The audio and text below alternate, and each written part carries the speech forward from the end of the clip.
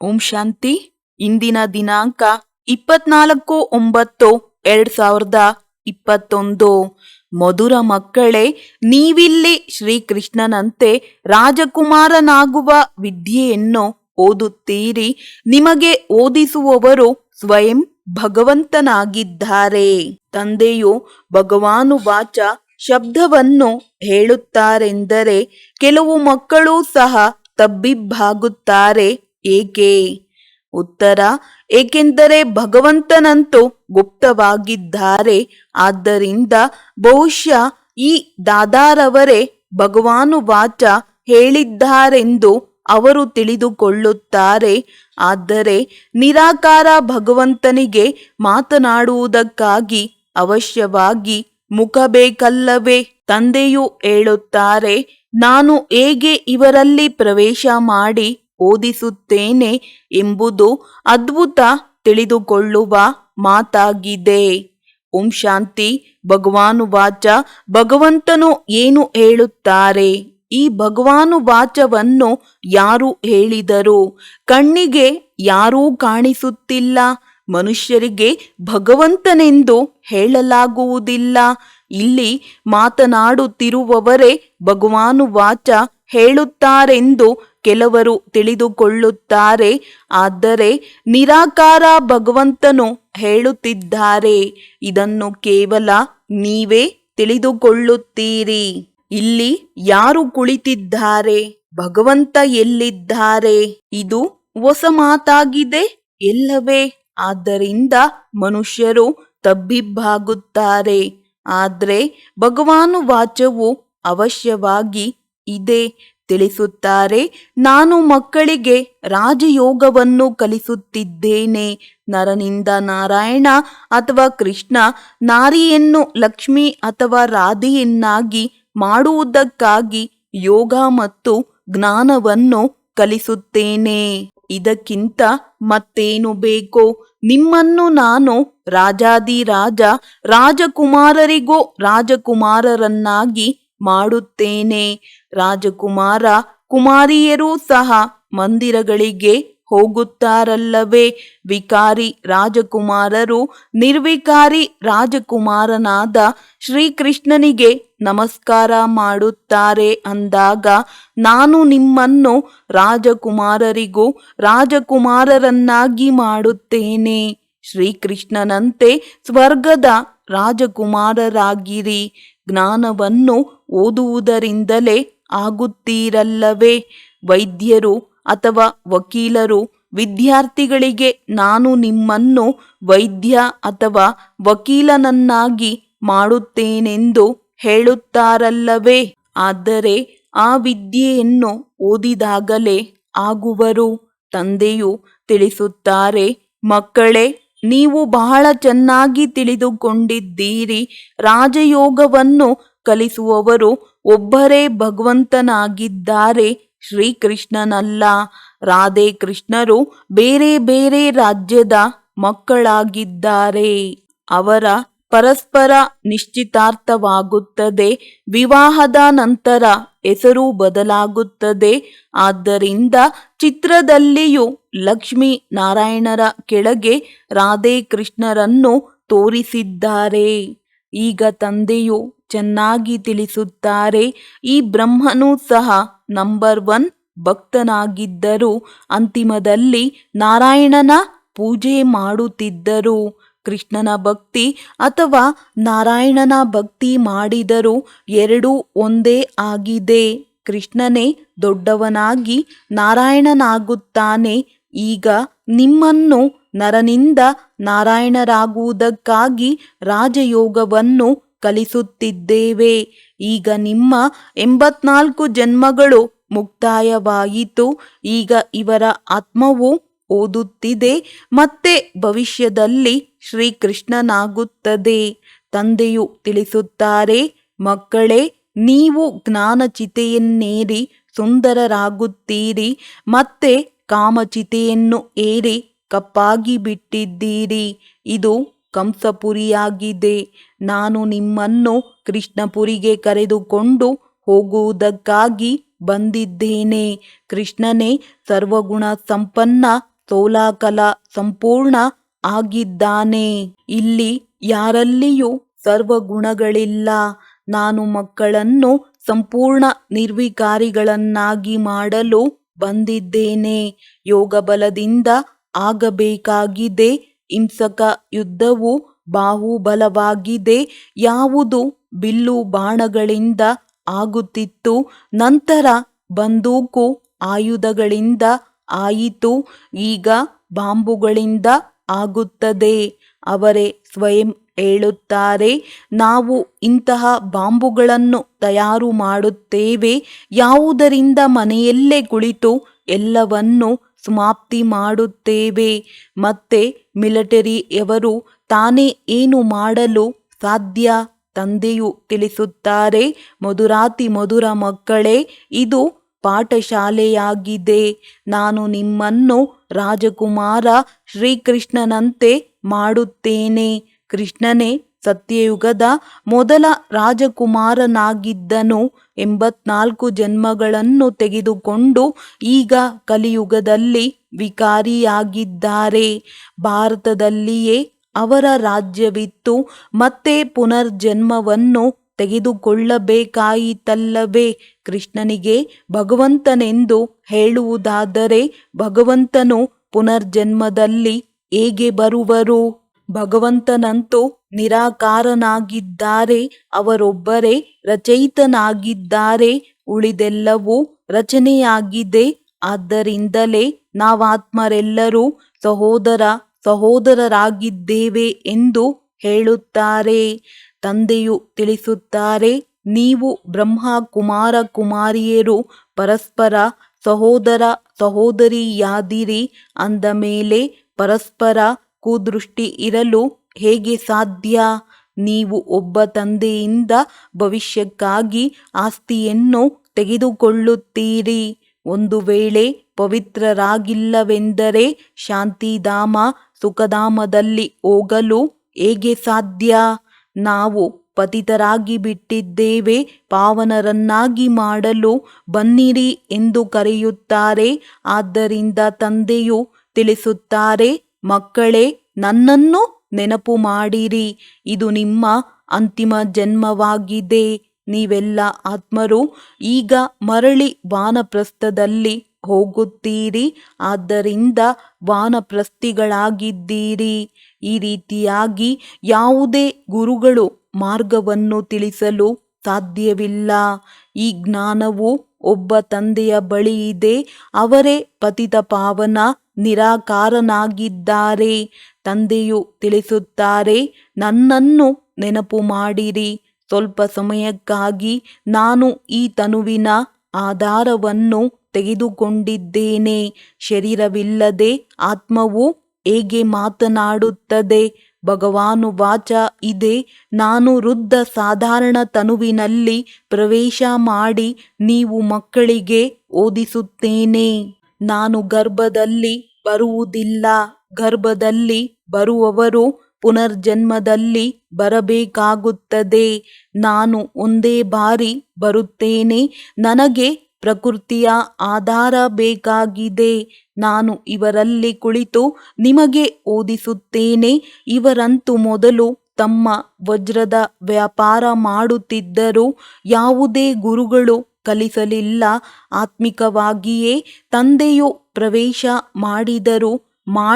ಮಾಡಿಸುವವರಾಗಿರುವ ಕಾರಣ ಇವರಿಂದ ಕರ್ತವ್ಯವನ್ನು ಮಾಡಿಸುತ್ತಾ ಇರುತ್ತಾರೆ. ಇವರೂ ಸಹ ಕಲಿಯುತ್ತಾ ಹೋಗುತ್ತಾರೆ. ನೀವು ಜೊತೆಯಲ್ಲಿ ಕಲಿಯುತ್ತಾ ಹೋಗುತ್ತೀರಿ. ಹೇಳುವುದು ನಿಮಗೆ. ಆದರೆ ಮೊದಲು ನಾನು ಕೇಳಿಸಿಕೊಳ್ಳುತ್ತೇನೆ. ನೀವು ಮಕ್ಕಳಿಗೆ ಓದಿಸುವುದಕ್ಕಾಗಿ ಬರುತ್ತಾರೆ. ಆದರೆ ಅದರಿಂದ ನಾನು ಸಹ ಓದುತ್ತಾ ಇರುತ್ತೇನೆ. ತಂದೆಯು ಮಕ್ಕಳಿಗೆ ರಾಜಯೋಗವನ್ನು ಕಲಿಸಲು ಬಂದಿದ್ದಾರೆ. ಈ ರೀತಿ ಎಂದೂ ಯಾರೂ ಓದಿಸುವುದಿಲ್ಲ. ಇದು ಪಾವನರಾಗುವ ಮಾತಾಗಿದೆ. ಈ ಸಂಗಮ ಯುಗವೇ ಪುರುಷೋತ್ತಮರಾಗುವ ಯುಗವಾಗಿದೆ. ಶ್ರೀಕೃಷ್ಣನು ಪುರುಷೋತ್ತಮನಾಗಿದ್ದನು. ಸ್ವಯಂವರದ ನಂತರ ಅವರ ದರ್ಜೆಯು ಸ್ವಲ್ಪ ಕಡಿಮೆ ಆಗಿಬಿಡುತ್ತದೆ. ಆದ್ದರಿಂದ ಶ್ರೀಕೃಷ್ಣನಿಗೆ ಹೆಚ್ಚು ಮಹಿಮೆ ಇದೆ. ಹೆಸರೇ ಆಗಿದೆ ಶ್ರೀಕೃಷ್ಣಪುರಿ. ಈಗ ಇದಕ್ಕೆ ಕಂಸಪುರಿ ಎಂದು ಹೇಳಲಾಗುತ್ತದೆ. ಬಾಕಿ ಕೃಷ್ಣ ಮತ್ತು ಕಂಸನ ಕಥೆಯನ್ನು ಬರೆದಿದ್ದಾರೆ. ಮಕ್ಕಳಿಗೆ ತಿಳಿಸಲಾಗಿದೆ, ಪರಿಪಕ್ವ ಅವಸ್ಥೆಯಾದಾಗ ಭಕ್ತಿಯು ತಾನಾಗಿಯೇ ಬಿಟ್ಟು ಹೋಗುತ್ತದೆ. ನೀವೆಂದು ಯಾರಿಗೂ ಭಕ್ತಿ ಮಾಡಬೇಡಿ ಎಂದು ಹೇಳಬಾರದು. ಅವರಿಗೆ ಜ್ಞಾನ ಕೊಡಬೇಕಾಗಿದೆ. ತಂದೆಯು ನಿಮಗೆ ಜ್ಞಾನವನ್ನು ಕೊಟ್ಟು ಸ್ವರ್ಗದ ರಾಜಕುಮಾರನನ್ನಾಗಿ ಮಾಡಲು ಬಂದಿದ್ದಾರೆ. ಕೃಷ್ಣನು ಸಹ ಸ್ವರ್ಗದ ಮಾಲೀಕನಾಗಿದ್ದಾನೆ. ಈಗ ಇಲ್ಲ, ಈಗ ಪುನಃ ಅವರೂ ಸಹ ರಾಜಯೋಗದ ಮೂಲಕ ಆಗುತ್ತಿದ್ದಾರೆ. ನೀವು ಪುರುಷಾರ್ಥ ಮಾಡಿ ತಂದೆಯನ್ನು ನೆನಪು ಮಾಡಬೇಕಾಗಿದೆ. ಸ್ವರ್ಗದ ಸ್ಥಾಪನೆ ಮಾಡುವವರು ಸ್ವರ್ಗದ ರಚಯಿತ ತಂದೆಯಾಗಿದ್ದಾರೆ. ಅವರೇ ಬಂದು ಹೊಸ ಸೃಷ್ಟಿಯನ್ನು ರಚಿಸುತ್ತಾರೆ. ಯಾವಾಗ ಕಲಿಯುಗವು ಮುಕ್ತಾಯವಾಗುವುದೋ ಆಗಲೇ ಅವರು ಮಾಡುವರು. ಸತ್ಯ ತ್ರೇತಾಯುಗದಲ್ಲಿ ಬರುವುದಿಲ್ಲ. ನಾನು ಕಲ್ಪಕಲ್ಪವು ಸಂಗಮ ಯುಗದಲ್ಲಿ ಬರುತ್ತೇನೆಂದು ಹೇಳಿದರು. ಆದರೆ ಅವರು ಕಲ್ಪ ಎಂಬ ಶಬ್ದವನ್ನು ತೆಗೆದು ಕೇವಲ ಯುಗೆ ಯುಗೆ ಎಂದು ಬರೆದು ಬಿಟ್ಟಿದ್ದಾರೆ. ಅದರಲ್ಲಿಯೂ 4 ಯುಗಗಳಿವೆ. 5ನೆಯದು ಇದು ಸಂಗಮ ಯುಗವಾಗಿದೆ. ಅಂದ ಮೇಲೆ 5 ವಿಕಾರಗಳೆಂದು ತಿಳಿಯಿರಿ. ಆದರೆ ಇಷ್ಟೊಂದು ಮೀನು, ಮೊಸಳೆ, ಪರಶುರಾಮನ ಅವತಾರವಿರುತ್ತದೆಯೇ? ಇವೆಲ್ಲವೂ ಶಾಸ್ತ್ರಗಳ ಮಾತಾಗಿವೆ. ಧರ್ಮದ ಹೆಸರು ಮತ್ತು ಭಾರತದ ಹೆಸರನ್ನು ಬದಲಾಯಿಸಿ ಬಿಟ್ಟಿದ್ದಾರೆ. ಹಿಂದೂ ಧರ್ಮ ಮತ್ತು ಹಿಂದೂಸ್ತಾನವೆಂದು ಹೇಳಿಬಿಡುತ್ತಾರೆ. ಭಾರತದ ಹೆಸರು ಏಕೆ ಬದಲಾಗಬೇಕು?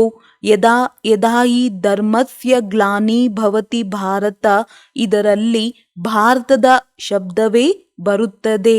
ತಂದೆಯು ತಿಳಿಸುತ್ತಾರೆ, ನೀವು ಕೇವಲ 1 ಜನ್ಮವಷ್ಟೇ ಭಕ್ತಿ ಮಾಡಿಲ್ಲ, ದ್ವಾಪರದಿಂದ ಮಾಡಿದ್ದೀರಿ. ಭಕ್ತಿಯೂ ಸಹ ಮೊದಲು ಅವ್ಯಭಿಚಾರಿ ಇತ್ತು. ಕೇವಲ ಶಿವನ ಭಕ್ತಿ ಮಾಡುತ್ತಿದ್ದರು. ಯಾವ ಶಿವ ತಂದೆಯೇ ಭಾರತವನ್ನು ಸ್ವರ್ಗವನ್ನಾಗಿ ಮಾಡಿದರು ಮತ್ತು ಈಗ ಪುನಃ ಸ್ವರ್ಗದ ಮಾಲೀಕರನ್ನಾಗಿ ಮಾಡಲು ಬಂದಿದ್ದಾರೆ. ಆದ್ದರಿಂದ ಪತಿತ ಶರೀರದಲ್ಲಿ ಕುಳಿತು ತಿಳಿಸುತ್ತಾರೆ, ಮಕ್ಕಳೇ, ನಾನು ಪತಿತ ಶರೀರದಲ್ಲಿ, ಪತಿತ ಪ್ರಪಂಚದಲ್ಲಿ ಪತಿತರನ್ನು ಪಾವನ ಮಾಡಲು ಬರುತ್ತೇನೆ. ಭಕ್ತಿ ಮಾರ್ಗದಲ್ಲಾದರೂ ನನಗಾಗಿ ಎಷ್ಟು ದೊಡ್ಡ ಮಂದಿರವನ್ನು ಕಟ್ಟಿಸುತ್ತಾರೆ. ಎಷ್ಟು ಸ್ಪಷ್ಟ ಮಾತಾಗಿದೆ. ಇವರಲ್ಲಿ ತಂದೆಯ ಪ್ರವೇಶತೆಯಾಯಿತು ಮತ್ತು ಗೀತೆ ಓದುವುದನ್ನು ಬಿಟ್ಟು ಬಿಟ್ಟರು. ಭಕ್ತಿಯು ಬಿಟ್ಟು ಹೋಯಿತು. ಕಷ್ಟವಿಲ್ಲದೆ ಬಿಟ್ಟು ಬಿಟ್ಟರು. ಭಕ್ತಿ ಮಾಡಬೇಡಿ ಎಂದು ನಿಮಗೆ ಯಾರೂ ಹೇಳಲಿಲ್ಲ. ಈಗ ನೀವು ಮಕ್ಕಳಿಗೆ ತಂದೆಯು ತಿಳಿಸುತ್ತಾರೆ, ಪುನಃ ನಾನು ನಿಮ್ಮನ್ನು ಕೃಷ್ಣಪುರಿಯ ಮಾಲೀಕರನ್ನಾಗಿ ಮಾಡುತ್ತೇನೆ. ಕೃಷ್ಣನದು 8 ಪೀಳಿಗೆಗಳು ನಡೆಯುತ್ತವೆ. ಮೊದಲು ಸತ್ಯಯುಗದ ರಾಜಕುಮಾರನೆಂದು ಹೇಳುತ್ತಾರೆ, ನಂತರ ಸತ್ಯಯುಗದ ರಾಜನೆಂದು ಹೇಳುತ್ತಾರೆ. ಅವರದು 8 ಪೀಳಿಗೆಗಳು ನಡೆಯುತ್ತವೆ. ಆ ಸಮಯದಲ್ಲಿ ಅನ್ಯ ರಾಜ್ಯಗಳು ಇರುವುದಿಲ್ಲ. ಈಗ ತಂದೆಯು ತಿಳಿಸುತ್ತಾರೆ, ನೀವು ಮಕ್ಕಳು ಸಹ ಸತ್ಯಯುಗದ ರಾಜಕುಮಾರರಾಗಿರಿ. ಭಕ್ತಿಯಲ್ಲಿ ಯಾವುದೇ ಸುಖವಿಲ್ಲ. ಜ್ಞಾನದಿಂದ ನೀವು ಸ್ವರ್ಗದ ಮಾಲೀಕರಾಗುತ್ತೀರಿ.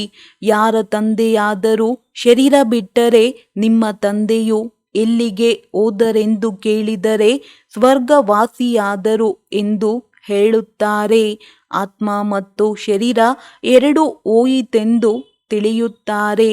ಆದರೆ ಶರೀರವನ್ನಂತೂ ಇಲ್ಲಿಯೇ ಬಿಟ್ಟು ಹೋದರು. ಬಾಕಿ ಆತ್ಮವು ಹೋಯಿತು. ಇದರ ಅರ್ಥವು ಮೊದಲು ನರಕದಲ್ಲಿದ್ದರು. ಆತ್ಮವು ಶರೀರವನ್ನು ಬಿಟ್ಟು ಸ್ವರ್ಗಕ್ಕೆ ಹೋಯಿತೆಂದರೆ ಅಳುವ ಅವಶ್ಯಕತೆ ಏನಿದೆ? ಈಗ ಸ್ವರ್ಗವು ಇಲ್ಲಿದೆಯೇ? ಆದ್ರೆ ತಿಳಿದುಕೊಳ್ಳುವುದಿಲ್ಲ. ಎಲ್ಲವೂ ಈಶ್ವರನ ಆಜ್ಞೆಯಾಗಿದೆ. ಸುಖ ದುಃಖ ಎಲ್ಲವನ್ನು ಈಶ್ವರನೇ ಕೊಡುತ್ತಾನೆ. ಎಲ್ಲವೂ ಈಶ್ವರನ ರೂಪವಾಗಿದ್ದಾರೆಂದು ಹೇಳಿಬಿಡುತ್ತಾರೆ. ಆದ್ರೆ ತಂದೆಯು ತಿಳಿಸುತ್ತಾರೆ, ನಾನು ಮಕ್ಕಳಿಗೆ ಹೇಗೆ ದುಃಖ ಕೊಡಬಲ್ಲೆನು? ತಂದೆಯಿಂದ ಮಕ್ಕಳು ಎಂದಾದರೂ ದುಃಖವನ್ನು ಬೇಡುವರೆ? ತಂದೆಯಂತೂ ಮಕ್ಕಳನ್ನು ಯೋಗ್ಯರನ್ನಾಗಿ ಮಾಡಿ ಆಸ್ತಿಯನ್ನು ಕೊಟ್ಟು ಹೋಗುತ್ತಾರೆ. ಬಾಕಿ ದುಃಖವಂತೂ ಪ್ರತಿಯೊಬ್ಬರಿಗೂ ತಮ್ಮ ಕರ್ಮಗಳನುಸಾರವೇ ಸಿಗುತ್ತದೆ. ತಂದೆಯು ತಿಳಿಸುತ್ತಾರೆ, ಈಗ ಮಕ್ಕಳು ಮೊದಲಾದವರನ್ನು ಬೇಡಬೇಡಿ. ಈಗ ಈ ಆಸ್ತಿ ಇತ್ಯಾದಿಗಳೆಲ್ಲವೂ ಸಮಾಪ್ತಿಯಾಗಲಿದೆ. ಇದು ನಿಮ್ಮ ಮಕ್ಕಳಿಗೇನು ಸಿಗುತ್ತದೆ? ನಿಮ್ಮ ಆಸ್ತಿಗೆ ನಿಮ್ಮ ಮಗನು ಮಾಲೀಕನಾಗಲು ಅಷ್ಟು ಸಮಯವೇ ಇಲ್ಲ. ಮಕ್ಕಳು ದೊಡ್ಡವರಾದಾಗಲೇ ಮಾಲೀಕರಾಗುವರು. ಆದರೆ ಈಗ ಅಷ್ಟು ಸಮಯವೇ ಉಳಿದಿಲ್ಲ. ವಿನಾಶವು ಸನ್ಮುಖದಲ್ಲಿದೆ. ಕಲಿಯುಗದಲ್ಲಿ ಇನ್ನೂ 40,000 ವರ್ಷಗಳಿದೆ. ಈ ಬ್ರಹ್ಮ ಕುಮಾರ ಕುಮಾರಿಯರು ವಿನಾಶ ವಿನಾಶ ಎಂದು ಮನುಷ್ಯರು ಹೇಳುತ್ತಾರೆ. ಹುಲಿ ಬಂತು ಹುಲಿ ಎಂದು ಕಥೆಯಿದೆಯಲ್ಲವೇ? ಕೊನೆಗೂ ಬಂದಿತು, ತಿಂದು ಹೋಯಿತಲ್ಲವೇ? ಸ್ವಲ್ಪ ಸ್ವಲ್ಪ ಕಾಲವೂ ಬರಬಹುದೆಂದು ಮನುಷ್ಯರು ತಿಳಿಯುತ್ತಾರೆ. ಇದಂತೂ ಆಗುತ್ತಲೇ ಇರುತ್ತದೆ ಎಂದು ತಿಳಿಯುತ್ತಾರೆ. ಆದರೆ ನೀವು ಹೇಳುತ್ತೀರಿ, ಮಹಾಕಾಲನು ಬಂದಿದ್ದಾರೆ. ಶಿವತಂದೆಯು ಕಾಲರ ಕಾಲನು ಬಂದಿದ್ದಾರೆ. ಅವರು ಎಲ್ಲ ಆತ್ಮಗಳನ್ನು ಮರಳಿ ಕರೆದುಕೊಂಡು ಹೋಗುತ್ತಾರೆ. ಅಂದ ಮೇಲೆ ಶರೀರವನ್ನಂತೂ ಅವಶ್ಯವಾಗಿ ಬಿಡಬೇಕಾಗಿದೆ. ಆದ್ದರಿಂದ ತಂದೆಯು ತಿಳಿಸುತ್ತಾರೆ, ಯೋಗದಿಂದ ಪವಿತ್ರರಾಗಿರಿ. ಆತ್ಮರನ್ನು ಪವಿತ್ರರನ್ನಾಗಿ ಮಾಡಿ ಮತ್ತೆ ಕರೆದುಕೊಂಡು ಹೋಗುತ್ತೇನೆ. ಒಂದು ವೇಳೆ ಪವಿತ್ರರಾಗದಿದ್ದರೆ ಅಂತಿಮದಲ್ಲಿ ಬಹಳ ಶಿಕ್ಷೆಗಳನ್ನು ಅನುಭವಿಸಬೇಕಾಗುವುದು ಮತ್ತು ಶ್ರೇಷ್ಠ ಪದವಿಯು ಸಿಗುವುದಿಲ್ಲ. ಶ್ರೀಕೃಷ್ಣನು ನಂಬರ್ 1 ಪಾಸ್ ವಿತ್ ಆನರ್ ಆಗಿದ್ದಾನೆ. ಕೃಷ್ಣನಿಗೆ ವಿದ್ಯಾರ್ಥಿ ವೇತನವು ಸಿಗುತ್ತದೆ. 21 ಜನ್ಮಗಳ ರಾಜ್ಯವನ್ನು ಪಡೆಯುತ್ತಾನೆ. ತಂದೆಯು ಎಷ್ಟು ಸಹಜವಾಗಿ ತಿಳಿಸುತ್ತಾರೆ. ಬುದ್ಧಿಯಲ್ಲಿ ಕುಳಿತುಕೊಳ್ಳುತ್ತದೆ, ಆದರೆ ಮತ್ತೆ ಮಾಯವಾಗಿ ಬಿಡುತ್ತದೆ. ಯಾರಿಗೂ ಭಕ್ತಿಯನ್ನು ಬಿಡಿಸಬಾರದು. ಭಕ್ತರಿಗೆ ಭಕ್ತಿಯ ಫಲವನ್ನು ಕೊಡಲು ತಂದೆಯು ಬಂದಿದ್ದಾರೆ. ಹೇಳುತ್ತಾರೆ, ನಾನು ಕಲ್ಪದ ಹಿಂದಿನ ತರಹ ಮತ್ತೆ ಅದೇ ಸಾಧಾರಣ ತನುವಿನಲ್ಲಿ ಬಂದಿದ್ದೇನೆ. ಕಲ್ಪವೂ ಬಂದು ನಿಮಗೆ ತಿಳಿಸುತ್ತೇನೆ. ಇದು ಶ್ರೇಷ್ಠಾತಿ ಶ್ರೇಷ್ಠ ವಿದ್ಯೆಯಾಗಿದೆ. ನಾವು ಸತೋ ಪ್ರಧಾನರಾಗಿದ್ದೆವು ಎಂದು ನೀವು ತಿಳಿದುಕೊಂಡಿದ್ದೀರಿ. ಈಗ ತಮೋ ಪ್ರಧಾನರಾಗಿದ್ದೇವೆ. ಪುನಃ ಭಾರತವೇ ಸತೋ ಪ್ರಧಾನವಾಗುತ್ತದೆ. ಅನ್ಯ ಧರ್ಮದವರು ಇಷ್ಟೊಂದು ಸುಖವನ್ನು ನೋಡಲಿಲ್ಲ ಮತ್ತು ದುಃಖವನ್ನು ನೋಡಲಿಲ್ಲ. ವಿದೇಶದವರ ಬಳಿ ಬಹಳ ಹಣವಿದೆ. ಆದ್ದರಿಂದ ಬಡದೇಶಕ್ಕೆ ಸಾಲ ಕೊಡುತ್ತಾರೆ. ನಾವು ಅವರಿಂದಲೇ ತಂದಿರುವ ಹಣವನ್ನು ಅವರಿಗೆ ಹಿಂತಿರುಗಿಸುತ್ತಿದ್ದೇವೆ ಎಂದು ಪಾಪ ಅವರಿಗೆ ಗೊತ್ತಿಲ್ಲ. ಸಂಪೂರ್ಣ ಘೋರ ಅಂಧಕಾರದಲ್ಲಿ ಕುಂಭಕರ್ಣನ ನಿದ್ರೆಯಲ್ಲಿ ಮಲಗಿದ್ದಾರೆ. ಕೊನೆಯಲ್ಲಿ ಹಾಯ್ ಹಾಯ್ ಎನ್ನುತ್ತಾ ಕೇಳುತ್ತಾರೆ. ಆಗ ನೀವು ಟೂ ಲೇಟ್ ಎಂದು ಹೇಳುತ್ತೀರಿ. ಏಕೆಂದರೆ ಯುದ್ಧವು ಆರಂಭವಾಗಿ ಬಿಡುವುದು. ನಂತರ ಏನು ಮಾಡುತ್ತೀರಿ? ಬಿದುರಿನ ಕಾಡಿಗೆ ಬೆಂಕಿ ಬೀಳುತ್ತದೆ ಎಂದರೆ ಮತ್ತೆ ಬಹಳ ಟೂ ಲೇಟ್ ಆಗಿಬಿಡುತ್ತದೆ. ಆದ್ದರಿಂದ ತಂದೆಯು ತಿಳಿಸುತ್ತಾರೆ, ಮಕ್ಕಳೇ, ಈಗ ಬೇಗ ಬೇಗ ಪುರುಷಾರ್ಥ ಮಾಡುತ್ತಾ ಹೋಗಿರಿ. ತಂದೆಯು ಯಾವುದೇ ಹೆಚ್ಚು ಕಷ್ಟವನ್ನು ಕೊಡುವುದಿಲ್ಲ. ತಂದೆಯು ಬಂದು ತಿಳಿಸುತ್ತಾರೆ, ಬಾಬಾ, ಒಂದು ವೇಳೆ ನಾವು ಪೂಜೆ ಮಾಡದಿದ್ದರೆ ಅವರು ಹೇಳುತ್ತಾರೆ, ಇವರು ನಾಸ್ತಿಕನಾಗಿ ಬಿಟ್ಟರು ಎಂದು ಅವರು ಹೇಳುತ್ತಾರೆ. ಏನು ಮಾಡುವುದು? ತಂದೆಯು ಸಲಹೆ ನೀಡುತ್ತಾರೆ, ಸಾಕ್ಷಿಯಾಗಿ ತಂದೆಯ ನೆನಪಿನಲ್ಲಿರಿ. ಹೊರಗಿನಿಂದ ಸ್ವಲ್ಪ ಸ್ವಲ್ಪ ಪೂಜೆ ಮಾಡಿಬಿಡಿ.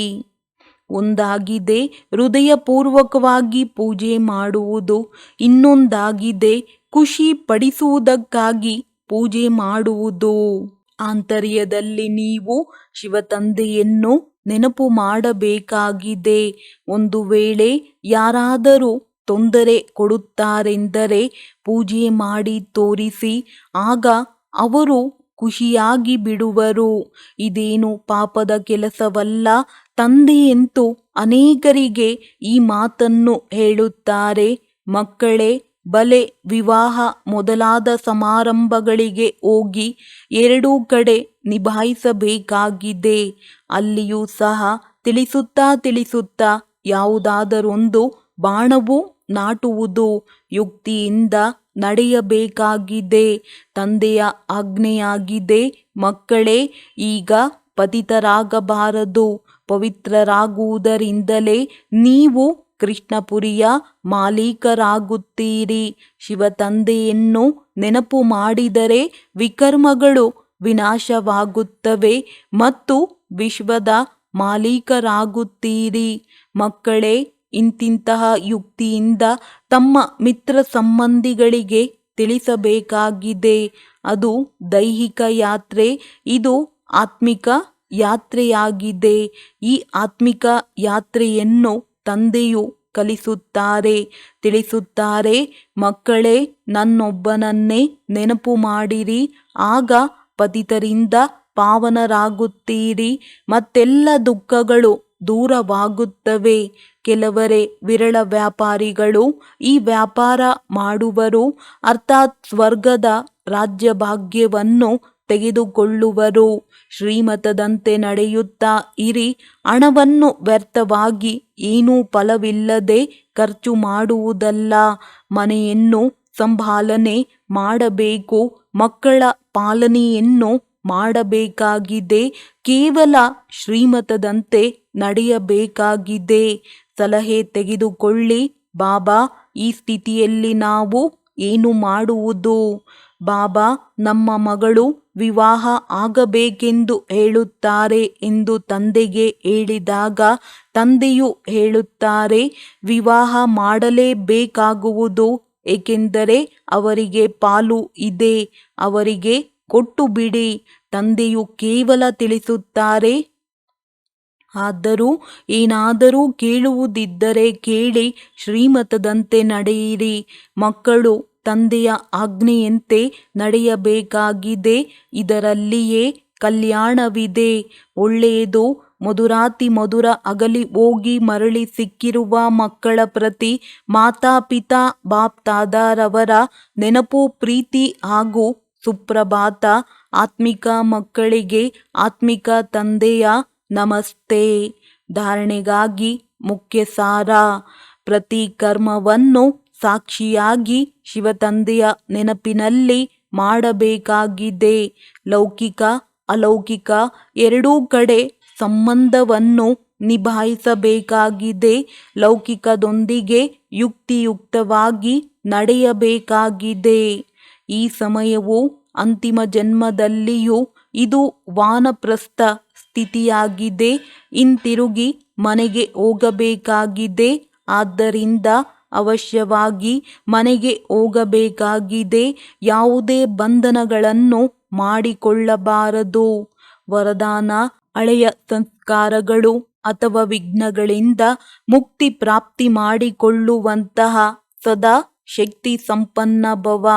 ಯಾವುದೇ ಪ್ರಕಾರದ ವಿಘ್ನಗಳಿಂದ, ಬಲಹೀನತೆಗಳಿಂದ ಅಥವಾ ಹಳೆಯ ಸಂಸ್ಕಾರಗಳಿಂದ ಮುಕ್ತಿ ಬಯಸುತ್ತೀರೆಂದರೆ ಶಕ್ತಿಯ ಧಾರಣೆ ಮಾಡಿರಿ, ಅರ್ಥಾತ್ ಅಲಂಕಾರಿ ರೂಪದವರಾಗಿರಿ. ಯಾವ ಅಲಂಕಾರಗಳಿಂದ ಸದಾ ಶೃಂಗಾರಿತರು ಆಗಿರುತ್ತೀರಿ, ಅವರು ಭವಿಷ್ಯದಲ್ಲಿಯೂ ವಿಷ್ಣು ವಂಶಿ ಆಗಿರುತ್ತಾರೆ. ಆದ್ರೆ ಈಗ ವೈಷ್ಣವರು ಆಗಿಬಿಡುತ್ತಾರೆ. ಅವರನ್ನು ಯಾವುದೇ ತಮೋಗುಣಿ ಸಂಕಲ್ಪ ಅಥವಾ ಸಂಸ್ಕಾರವು ಟಚ್ ಮಾಡುವುದಕ್ಕೂ ಸಾಧ್ಯವಿಲ್ಲ. ಅವರು ಹಳೆಯ ಪ್ರಪಂಚ ಅಥವಾ ಪ್ರಪಂಚದ ಯಾವುದೇ ವಸ್ತು ಮತ್ತು ವ್ಯಕ್ತಿಗಳಿಂದ ಸಹಜವಾಗಿಯೇ ದೂರವಾಗಿ ಬಿಡುತ್ತಾರೆ. ಅವರನ್ನು ಕಾರಣ ಅಕಾರಣಗಳೂ ಸಹ ಟಚ್ ಮಾಡಲು ಸಾಧ್ಯವಿಲ್ಲ. ಸ್ಲೋಗನ್: ಪ್ರತಿ ಸಮಯ ಪ್ರತಿ ಕರ್ಮದಲ್ಲಿ ಸಮತೋಲನವಿಡುವುದೇ ಸರ್ವರ ಆಶೀರ್ವಾದಗಳನ್ನು ಪ್ರಾಪ್ತಿ ಮಾಡಿಕೊಳ್ಳುವ ಸಾಧನವಾಗಿದೆ. ಒಳ್ಳೆಯದು. ಓಂ ಶಾಂತಿ.